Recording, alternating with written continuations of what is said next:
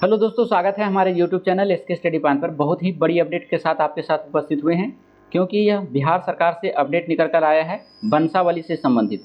और भूमि का कार्य जो जान रहे हैं कि बिहार सरकार भूमि की सर्वेक्षण करवा रही है और डिजिटलकरण कर रही है भूमि का, तो उसी से रिगार्डिंग ये इन्फॉर्मेशन है। तो क्या है इन्फॉर्मेशन, जान लीजिए पूरी विस्तार से।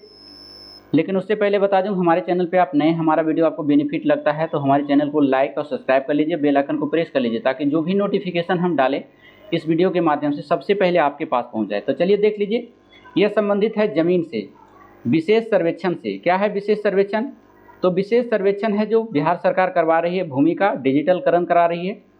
तो इसमें है जो सबसे पहले भूमि का सर्वेक्षण में वंशावली जरूरी है। तो वंशावली कैसे होगा, किस तरह से बनेगा, ये सारी बातें हम बताएंगे इसमें। तो वंशावली में बेटी व बहन का नाम जरूरी है। अब से जो है, पहले की वंशावली में देखें तो ऐसा नहीं रहा करता था, लेकिन अब से जो है नियम निकाल दिया गया है कि अगर वंशावली बना रहे हैं और भूमि का सर्वेक्षण में आप डिजिटल में जुड़ना चाह रहे हैं तो आपको बेटी और बहन का नाम भी जरूरी डलवाना है। अब वंशावली में देख लीजिए, यहाँ पर सर्वेक्षण के लिए यानी सर्वे के लिए प्रपत्र 2 और 3(1) की रैयतों के लिए आवश्यक कर दिया गया है। अगर वंशावली बना रहे हैं तो आपको प्रपत्र 2 और 3 भरकर जमा करना है। कहाँ करना है, देखिए यहाँ पर। पुश्तैनी जमीन का सर्वे कराने के लिए वंशावली में बहन, बुआ और बेटी का नाम दर्ज कराना जरूरी है। भले ही वो जमीन में हिस्सा नहीं ले, लेकिन नाम देना अनिवार्य है। तत्काल सरपंच के माध्यम से वंशावली बनाने की जरूरत नहीं है। इसके लिए आप वह जो प्रपत्र 3 के 1 भरें, सादे कागज पर वंश वृक्ष बनाएं। जिस तरह से होता है वंश वृक्ष कैसे बनता है हम लास्ट में बताएंगे। इसे शिविर में जमा कर दें। ग्राम सभा के माध्यम से ही उसका सत्यापन किया जाएगा। यह कहना है कि जिला बंदोबस्त पदाधिकारी राजीव रंजन प्रभाकर का, उन्होंने कहा कि रैयत के लिए अभी प्रपत्र 2 और 3(1) भरकर जमा करना है और इसी के आधार पर सर्वे प्रक्रिया पूरी होगी। सर्वे के समय उपस्थित रहना फायदेमंद है। अगर सर्वेक्षण हो रहा है आपके ज़िले में, आपके प्रखंड में, तो आपको वहाँ पर उपस्थित होना बहुत अनिवार्य है, नहीं तो आप घाटे की स्थिति में चले जाएंगे। सर्वे के दौरान जब अमीन आएंगे तो यथासंभव मौजूद रहें या अपना कोई आदमी वहाँ रखें, क्योंकि रैयत की उपस्थिति नहीं होने पर आसपास के लोगों से अमीन जानकारी लेंगे। ऐसे में सर्वे में गलत जानकारी भी जा सकती है। तो इसके लिए आप ज़रूर रहें, जब सर्वे हो रहा हो अपना प्रखंड देख लें कि कब आपका है। दर्ज हो सकती है, इसे गलत नक्शे तैयार हो जाता है, यानी जो सर्वे किया जाता है अगर आप उपस्थित नहीं रहते हैं तो नक्शा क्या हो जाएगा, गलत हो जाएगा। क्योंकि अमीन स्थानीय तो होते नहीं हैं, इसलिए सजग रहना बहुत ज़रूरी है। जिला बंदोबस्त पदाधिकारी ने बताया कि फिलहाल जो भी कागजात जुटा सकते हैं उन्हें जुटा लें। प्रपत्र 2 में रैयत का नाम, राजस्व, ग्राम, थाना नंबर, हल्का नंबर जानकारी है तो भरें, कठिनाई है तो अमीन से संपर्क करें। और शिविर में राजस्व अधिकारी, कानूनगो, सहायक बंदोबस्त पदाधिकारी भी रहेंगे। वे सहायता करेंगे। ज़मीन आपको कैसे प्राप्त हुई इसका ब्यौरा देना होगा। इसी क्रम में यदि रैयत ज़मीनी है तो वंशावली पर रैयत का नाम हस्ताक्षर करेगा।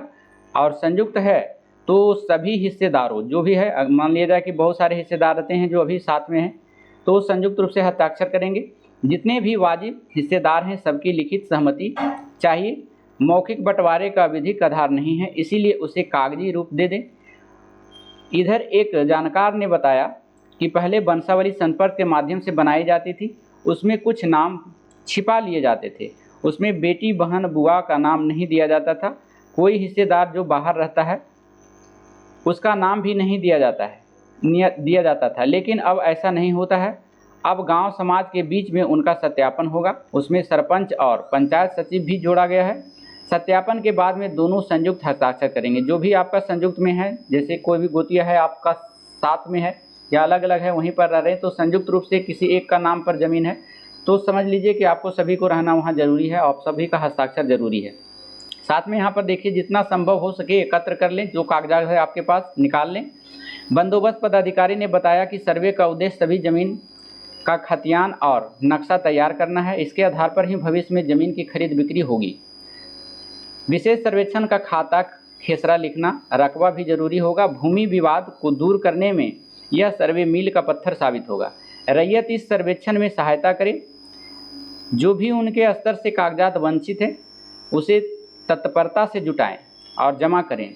कुछ लोगों में भ्रांति है कि ज़मीन का कागज़ नहीं है तो वह सरकार की हो जाएगी, ऐसा बिल्कुल निराधार है। अगर कागज़ नहीं है तो यह बिल्कुल धारणा नहीं है कि आपका ज़मीन नहीं है। आप है जो कहीं से निकलवा लीजिए, आपका ज़मीन पर होगा ही, आप जा कर के पंचायत में जा कर के आप कर्मचारी से मिल कर के करवा सकते हैं। तो ये है, लेकिन आपको समझ लेना है वंशावली जो केवाला कागज़ है वो रहेगा आपका। ये सभी आपको ज़रूरी कागज़ लेकर रहना है। जब वंशावली कराने के लिए आपके पास आपके गाँव में जाएंगे तो वहाँ उपस्थित रहना है, ताकि आपका सही इन्फॉर्मेशन उसमें साझा हो जाए, ताकि आगे भविष्य में आपको कोई प्रकार की दिक्कत ना रहे। तो यह है विशेष सर्वेक्षण, लेकिन यह जोड़ा गया है, बेटी और बहन का नाम है जो जोड़ दिया गया है, साथ में बुआ का नाम भी जोड़ दिया गया है। तो कैसा लगा इन्फॉर्मेशन हमारा? और देखिए अभी बताएं कि वृक्ष वंशावली, मान लिया जाए कोई है, यहाँ पर नाम लिख देंगे, एक खाका सादा कागज़ लेंगे, सादा कागज़ पर यहाँ पर लिख लेंगे वृक्ष कैसे बनता है, वंशावली वृक्ष। तो यहाँ पर जो मेन आदमी है उसका नाम लिखेंगे, इसका कितने पुत्र है, इस तरह से लिखें, 2 पुत्र है तो 2 पुत्र इस प्रकार से हो जाएगा। फिर इसके कितने पुत्र हैं, फिर यहाँ पर बन जाएगा खाका, मान लीजिए इसका 3 पुत्र है तो 3 खाका बनेगा। इस प्रकार से फिर जिसको वृक्ष बनाना है, वंशावली वृक्ष, वो बना लेंगे और उसके बाद फिर शब्दों में नीचे में एक कागज़ में लिख लेंगे, ये तैयार हो गया। उसके बाद जमा कर देना है जा करके, आपको जितने भी कागज़ है खेत वगैरह का, घर वगैरह का, वो आपको जमा कर देना है, आपकी वंशावली बन जाएगी। और उसके बाद सर्वेक्षण जब होगा उस समय उपस्थित रहना है और लेकर सभी कागज़ को, आपके कहीं पर भी कोई परेशानी नहीं होगी। तो फिर मिलते हैं अगले सूचनाओं के साथ, ऐसी इन्फॉर्मेशन के साथ अगले वीडियो में। जब तक के लिए धन्यवाद। Thank you so much. Thank you for watching.